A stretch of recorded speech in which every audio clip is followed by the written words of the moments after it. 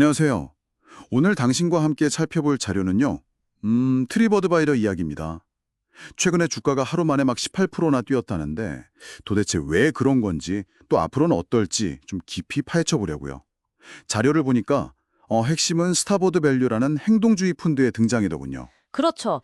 이 스타버드 밸류라는 곳이 트리버드바이저 지분을 9% 넘게, 그러니까 약 1억 6천만 달러어치를 사들였다고 해요. 네, 맞아요. 꽤 큰 금액이죠. 그러면서 트리버드바이저가 저평가되어 있고 아주 매력적인 투자 기회다 이렇게 봤다는 거고요. 네, 맞습니다. 앞으로 경영진하고 만나서 뭐 사업부 매각이라든지 구조 조정이라든지 이런 주주 가치를 높일 방안을 논의할 거라면서요? 바로 그 점 때문에 시장이 확 움직인 겁니다. 보통 이런 행동주의 펀드가 딱 들어오면요. 투자자들은 뭔가 큰 변화가 있겠구나 기대를 하거든요. 아하, 변화의 신호탄 같은 거군요. 그렇죠. 뭐 예를 들면 경영 효율화라든지 아니면 M&A 같은 거요.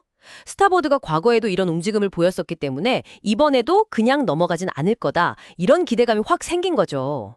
이게 단기 주가 급등의 가장 큰 원인이라고 봐야 할 것 같습니다. 그렇군요. 확실히 그냥 넘어갈 일은 아니네요. 그럼 트리버드바이저 이 회사 자체는 지금 상황이 어떤가요? 자료 보면 재무 상태는 꽤 좋아 보이던데요. 2025년 1분기 기준으로 현금성 자산이 무려 12억 달러나 되고 부채는 뭐 1억 달러 조금 넘는 수준으로 아주 적은 편이잖아요. 네네, 숫자만 보면 그렇죠. 심지어 내년 순이익은 40% 이상 성장할 거라는 전망까지 있고요. 굉장히 좋아 보이는데. 네, 맞아요.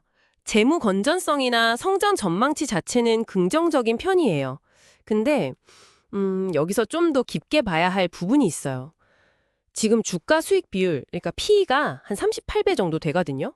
이건 좀 높은 수준이에요.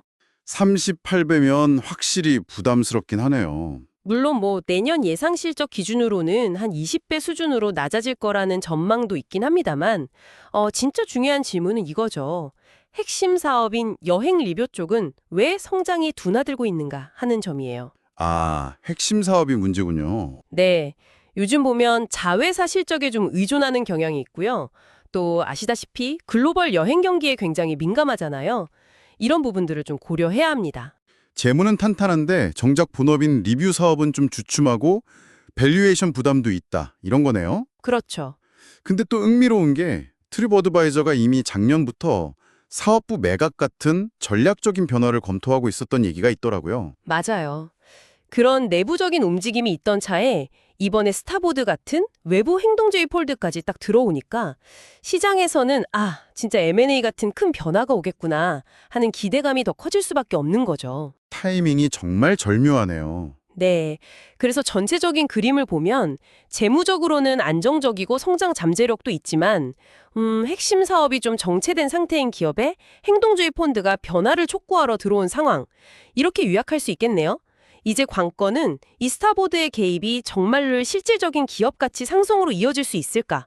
이 부분이겠죠. 자, 그럼 이 모든 분석이 당신에게 주는 핵심 메시지는 뭘까요? 일단 트립어드바이저 주가가 단기적으로 급등한 건 이 스타보드 밸류의 등장으로 인한 변화, 특히 M&A 같은 큰 움직임에 대한 기대감 때문이라는 것. 하지만 투자를 생각하신다면 겉으로 보이는 좋은 재무지표나 성장 전망 외에도 이 핵심 사업의 성장 정체 문제라든지 현재의 높은 밸류에이션 같은 위험 요인도 반드시 함께 따져봐야 한다는 점, 이걸 기억하시면 좋겠습니다. 마지막으로 이런 질문을 한번 던져보고 싶네요. 트리버드바이저처럼 한때 정말 혁신적이었던 플랫폼이잖아요.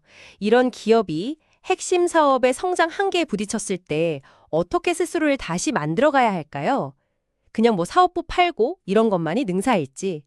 오늘날처럼 막 빠르게 변화하는 온라인 여행 산업에서 전략적인 진화라는 게 과연 뭘 의미하는 건지 당신의 입장에서 한번 생각해 보시는 것도 꽤 흥미로울 것 같습니다.